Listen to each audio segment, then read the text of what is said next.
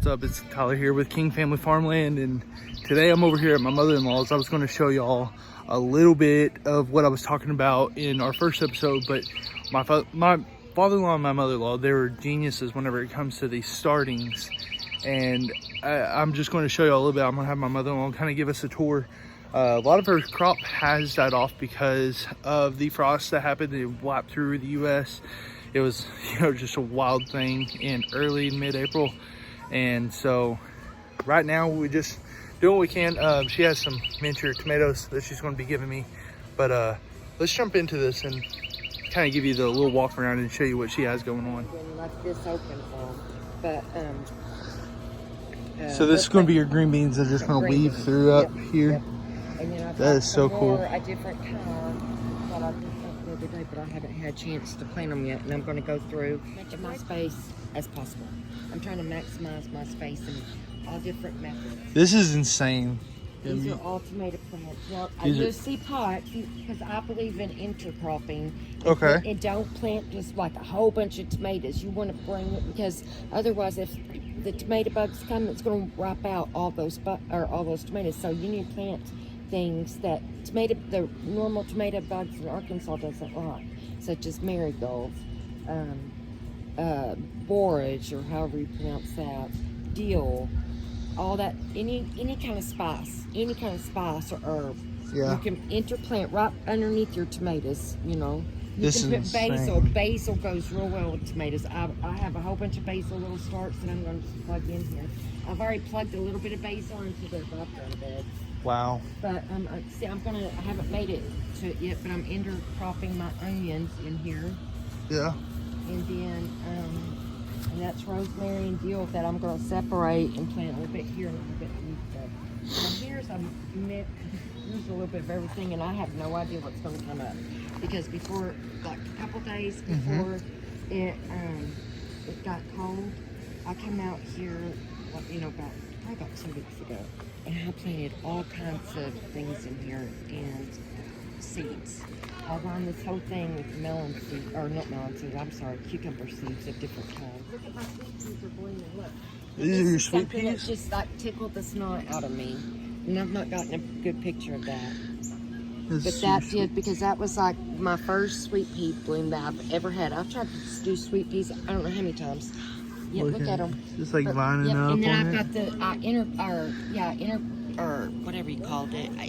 I planted 2 batches. I waited like 2 or 3 weeks, come out here and planted more.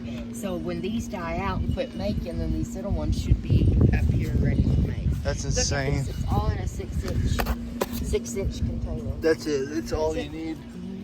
Now what about these? Look, broccoli heads. Oh my gosh. Yep. So I almost pulled these up. I got tired of waiting. I was seeing every one of them's got little heads on them. And look, I planted 2 of those, and these are all in cat litter buckets. That's insane. Now what are these 2 right here? Okay, I just planted these tomatoes right before the cold hit.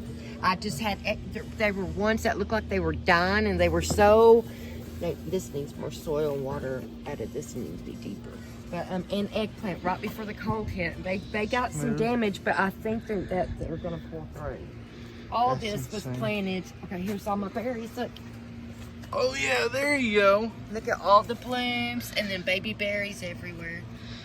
Look at that. That's and then insane. I've got chamomile. Right here I have different kinds of watermelons. Okay, so small this melons right here. Okay, these are your small melons. This is what's called Kajari melons, and I'll show you a picture of them. They're little, kind of green with orange and yellow streaks when they get more yellow and orange. They're gonna grow up this right here. Yep, that's what Steve little made structure. that trellis for. That's so cool. And then over here they're cantaloupe. Oh no, I'm sorry, honeydew. And we're just gonna, but it's supposed to be a small container-friendly honeydew, so I think it shouldn't take over too much, hopefully. But then I've got chamomile here and here. And of course, these are all the dwarf tomatoes, so hopefully there won't be much of any tying up on these. And I got lettuce, and I got marigolds that's coming up. I also have marigolds by seed all in here. Wow. Down here, look at my, That's that's a nasturtium. Find this small one. Lemony. Let me try that. You like radishes? Oh, I love radish. That's good.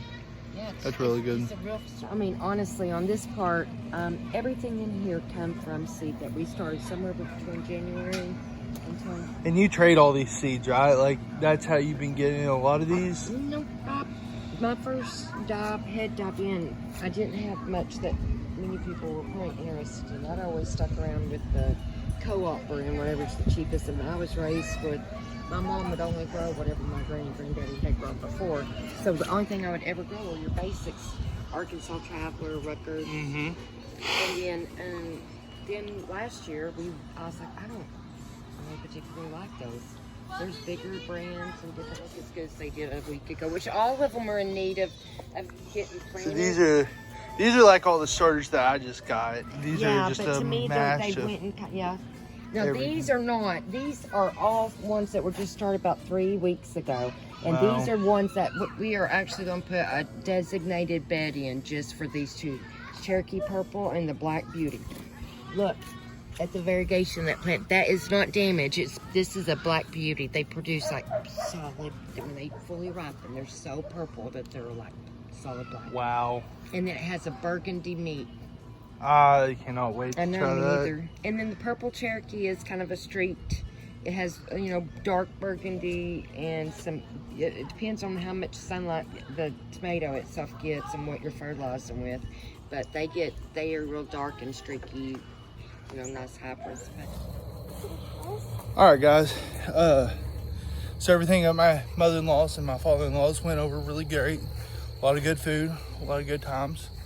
And now we're home, and I gotta show you a little sneak peek of what's to come here at the King family farmland.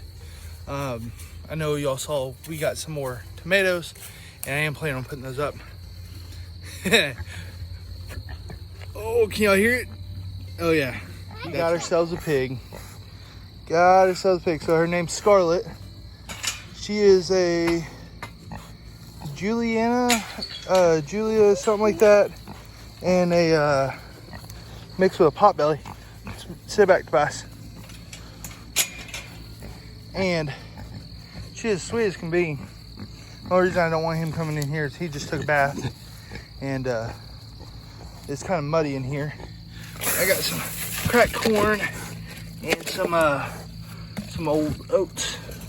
I'm gonna feed her.